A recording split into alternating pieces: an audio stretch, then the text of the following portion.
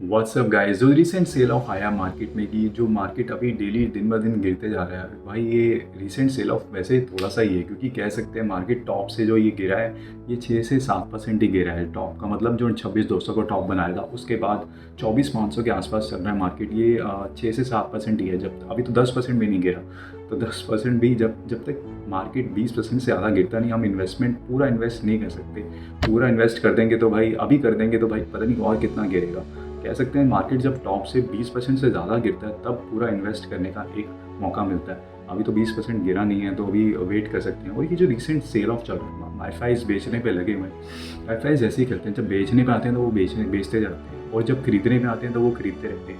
यानी कि वैसे डीआई ने संभाल रखा है मार्केट को। डीआई कब तक संभालेंगे? डीआई के पास वैसे पैसा, वो म्यूचुअल फंड का पैसा आया जा रहा है, एसआईपी चलती जा रही है रिटेल इन्वेस्टर की, और वो डालते जा रहे हैं। रिटेल इन्वेस्टर का भरोसा इतना बैठ गया है मार्केट पे कि वो एसआईपी चल रही है और डीआई लगातार खरीदने पे लगे हुए। बट फिर भी सेल ऑफ तो चल ही रहा है। सेल ऑफ का मतलब कि वो मार्केट तो गिरी है। मार्केट अपनी स्पीड से इसलिए भी गिर रहा है क्योंकि मार्केट का जो पी रेशियो है वो भी कॉन्ट्रैक्ट हो रहा है। ऑलमोस्ट जब 26,200 का जब टॉप बना था उस पर पी रेशियो करीब चला था 25-26 के आसपास, जो कि हाई है। पी रेशियो कहते हैं कि जब तक 20 के आसपास आता है या 20 के नीचे आता है तब एक मौका मिलता है मार्केट में अच्छी इन्वेस्टमेंट करने का। अभी तो वैसे जो पी रेशियो चल रहा है 23 चल रहा है, 22.8 जो भी अभी रिसेंट पी रेशियो चल रहा है। थोड़ा सा मार्केट और नीचे गिरे ना 20 या 20 के नीचे, तब पूरा इन्वेस्ट करने का एक मौका एक अच्छा मिलता है। बल्कि एक स्टॉक्स हमें फिल्टर करने चाहिए कि स्टॉक्स हमें ये लेने हैं वो लेने हैं। और कह सकते हैं कि पीएसयू को तो अभी हाथ नहीं लगाना है। और ये भी कोचिंग शिपयार्ड देख लो कितना गिरा है अभी, 10% 20% गिरता जा रहा है। जी आई राशि, गार्डन रिसर्च देख लो, गार्डन रीच देख लो कितना भी, कल भी 10% लोअर सर्किट मारा उसने। पीएसयू की रैली जो है ये एक ऐसी चल रही थी कि बढ़ते जा रहा था जब तक मार्केट बढ़ी थी वो और बढ़ते जा रहा था। अब मार्केट जब रुकी है, नीचे गिरने पे आई है, तो ये और लोअर सर्किट मारे जा रहे हैं पीएसयू स्टॉक्स। तो जितना तेज़ी से बढ़ता है वो उतना तेज़ी से नीचे भी आता है। तो ये मार्केट का एक रूल है। और जो एक थोड़े से डिफेंसिव स्टॉक्स होते हैं जो ये इतनी ज़्यादा तेज़ी नहीं मारते, थोड़ी धीरे धीरे चलते हैं, पैदल चलते हैं वो लोग, कछुए की चाल चलते हैं, वो ही नीचे भी उसी स्पीड से चलते हैं, बहुत धीरे धीरे नीचे आते हैं वो। तो ये मार्केट का रूल है, जितनी तेज़ी से बढ़ेगा उतना तेज़ी से वो नीचे भी आएगा। और जो एक हमारे स्टार्टअप्स के जो आज रिजल्ट्स आए हैं, कह सकते हैं कि जैसे पेटीएम का रिजल्ट आया, पेटीएम का रिजल्ट प्रॉफिट में आया इस बार। वो इसलिए आया है क्योंकि उन्होंने अपना टिकटिंग बिजनेस बेच दिया था जोमेटो को, movie ticketing business, online business जो उन्होंने बेच दिया था, उसी हिसाब से वो प्रॉफिट अभी भी उन लोगों ने अपने क्वार्टर में रिफ्लेक्ट कर दिया है। बट पेटीएम का एक अच्छी बात ये हुई है कि उनको आरबीआई से नॉट मिल गया, जो पहले कि उनको 9 महीने पहले उनको एक ब्लॉक, आपको याद होगा, उन लोगों ने, आरबीआई ने ब्लॉक कर दिया था उन लोगों को नए यूज़र्स ऐड करने के लिए। अब नए यूज़र्स उनको वो नॉट उन्होंने खोल दिया है। वो एक बहुत अच्छा वैलिड पॉइंट है, नए यूज़र्स वो लोग अब ऐड कर सकते हैं। तो ये कह सकते हैं भाई पेटीएम के जो रिजल्ट्स आए हैं वो एक ठीक ठाक ही आए हैं। वैसे वो अभी भी इस क्वार्टर में लॉस दिखा था, वो उन्होंने मूवी टिकटिंग बिजनेस जो बेच दिया है उस बेस पे उन लोगों ने प्रॉफिट दिखा दिया है। जोमेटो कंपनी का जो रिजल्ट आया, जोमेटो कंपनी का रिजल्ट ठीक ठाक आया। 250 करोड़ का उन्होंने, कह सकते हैं 180 करोड़ का उन्होंने प्रॉफिट दिखाया है रेवेन्यू के साथ। रेवेन्यू जो उनका आया है 4800 करोड़ आया है। 48 करोड़ के साथ कोई नहीं दिखा सकता। 4800 करोड़ रेवेन्यू दिखाया है उन्होंने, प्रॉफिट दिखाया है 180 करोड़ के आसपास, जो कि अच्छा प्रॉफिट कह सकते हैं। और ये प्रॉफिट बढ़ता ही जा रहा है। पहले लॉस में थी कंपनी, लॉस के बाद थोड़ा सा प्रॉफिट दिखाया था करीब 2 करोड़ का उन्होंने लास्ट क्वार्टर कह सकते हैं। उसके बाद उन्होंने 180 करोड़ का, अब जो इस क्वार्टर में उन्होंने प्रॉफिट दिखाया है, लास्ट क्वार्टर जो भी गया 180 करोड़ का प्रॉफिट ठीक ठाक है कह सकते हैं। और बल्कि ये प्रॉफिट अब मुझे लगता है थोड़ा सा बढ़ता तो रहेगा, थोड़ी सी ग्रोथ आएगी, प्रॉफिट ग्रोथ आती रहेगी। बट जो मार्केट कैप चल रहा है जोमेटो का 2 लाख करोड़ से भी ऊपर, 2,20,000 करोड़ के आसपास, इतना मार्केट कैप हाई है कि मतलब इस मार्केट कैप से तो खैर सोच नहीं सकते कि हम कुछ लगा भी सकते हैं पैसे इस स्टेज पे, जो इतना मार्केट कैप हाई चला गया।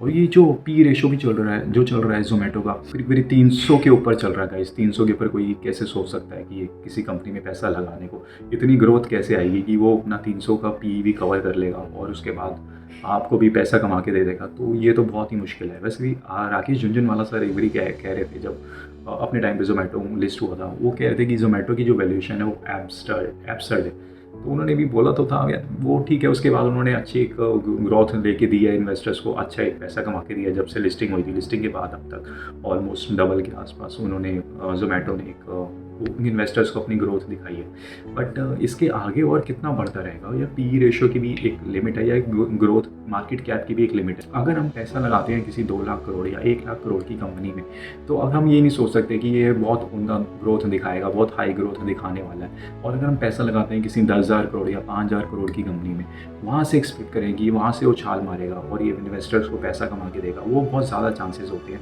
5,000 10,000 करोड़ की कंपनी में पैसा लगाना इज़ बेटर देन, अगर आपको ग्रोथ हाई चाहिए, एग्रेसिव ग्रोथ चाहिए, इज़ बेटर देन पैसा वहाँ लगाएं जहाँ पे 2 लाख करोड़ है, उससे बेटर है कि छोटी कंपनी में पैसा लगाएं।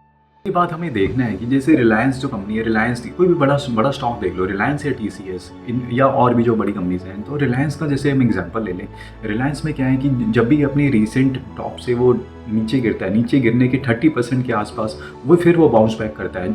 और जो TCS का भी एग्जांपल ले लें, जैसे अभी कुछ टाइम पहले, जब वो 1 साल पहले या 1.5 साल पहले करीब 4200 रुपये के आसपास जब ट्रेड करा था, टॉप हाई मारा था उसने, टॉप हाई के बाद वो 2800 पे आएगा। कहने का मतलब है वो 30% के आसपास 2800, जब उसने लो मारा था 2800 के आसपास, तब वो 30% के आसपास डाउन आया था। तो वो जब भी 30% के आसपास ये नीचे जाते हैं बड़े स्टॉक्स, फिर वो बाउंस बैक मारते हैं। ये कह रहे हैं 30% कह सकते हैं कि वो रेशियो हम लेके चल सकते हैं कि जो बड़े स्टॉक्स हैं वो नीचे 30% के आसपास डाउन जाते हैं। 30% एक एवरेज थंब रूल है जो मुझे ऐसा लगता है, जो बड़े स्टॉक्स हैं वो 30% के आसपास डाउन जाते हैं, फिर वो बाउंस बैक मारते हैं। ये नहीं लगता मुझे कि वो 40 या 50% तक वो नीचे गिर जाएंगे, ऐसा मुझे लगता नहीं कि बड़े स्टॉक्स ऐसा करते हैं, जब तक कि बहुत एक गंदा फॉल नहीं आता कोविड जैसा, वो एक अलग बात है। बट एक रीसेंट जो एक टॉप सेलिंग चलती रहती है, प्रॉफिट सेलिंग चलती रहती है, तब ये कभी कभी 30% के आसपास बाउंस नीचे आते हैं, उसके बाद वो बाउंस बैक करते हैं। ये एक थंब रूल बनाया हुआ है जो कि मैंने ऑब्जर्व किया मार्केट में।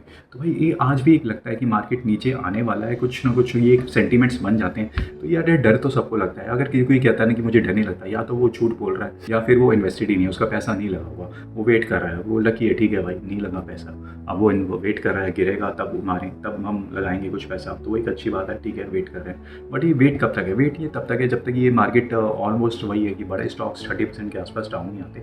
30% जब डाउन आ जाते हैं तब एक अच्छा मौका लगता है कि अरे ठीक है, अब वैल्यूशन ठीक लग रही है, और एक जितनी वो एवरेज वैल्यूशन है वो आ गई है, 30% भी डाउन आ गया अपने टॉप हाई से, लाइफ टाइम हाई से, तो फिर अब पैसा लगाने का एक थोड़ा सा हम सेफ साइड हो जाते हैं कि अब ये मार्केट आगे बढ़ने वाला है। तो गाइस, हम एक रिमेंबर, हमें ये चीज़ याद रखनी है कि always deliver more than you expect.